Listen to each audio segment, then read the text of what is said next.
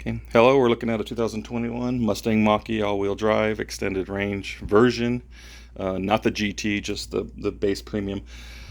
And I'm looking at how the motor and the electronics cooling loop works, as well as the high voltage battery system. So I've already talked about this reservoir here, which is the motor electronics. Now this reservoir here has the coolant for the high voltage battery, and also will work with the cabin heater. So probably for me, the best place to kind of pick it up would be right here at the chiller. So none of this coolant here goes through the radiator at all. It just doesn't. So there's an air conditioning compressor right here, and it runs a air conditioning coolant gas refrigerant through this chiller, which is a heat exchanger. It's a gas to liquid heat exchanger. So coming out of this, where the white tape is, it comes down. This tube here connects to this reservoir tank. So if we need to add coolant to the system, it'll pick it up here.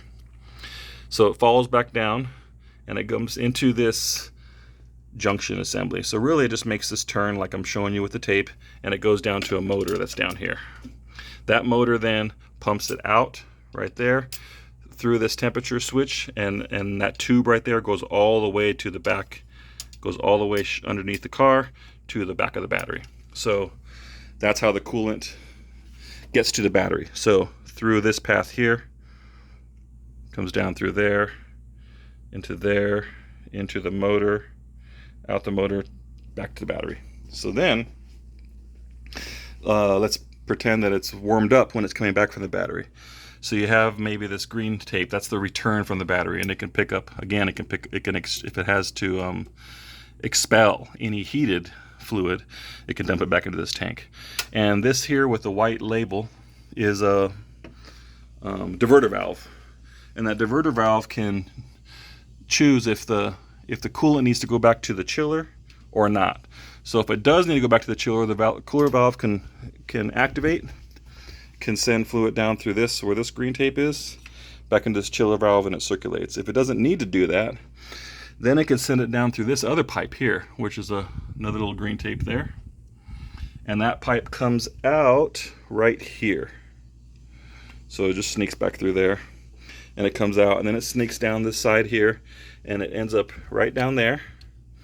Then it goes into this four-way valve, and if the four-way valve is allowing flow, so it kind of shoots past the pump, it goes into this four-way valve that's down here, comes up out of it, and it's running at this point here. At this point, it can circulate right back into the system, go to this pump, and shoot all the way to the back. So that's how that can work. So that's the high voltage battery part of it. If we want to talk about the cabin heater, there's a PTC heater down here, which is a resistive heater, and this pipe coming out of it with this red piece of tape runs through, and it goes into the firewall here, this piece of tape. So back in that firewall, it shoots into there, and it comes out through this other tube, which is this right here.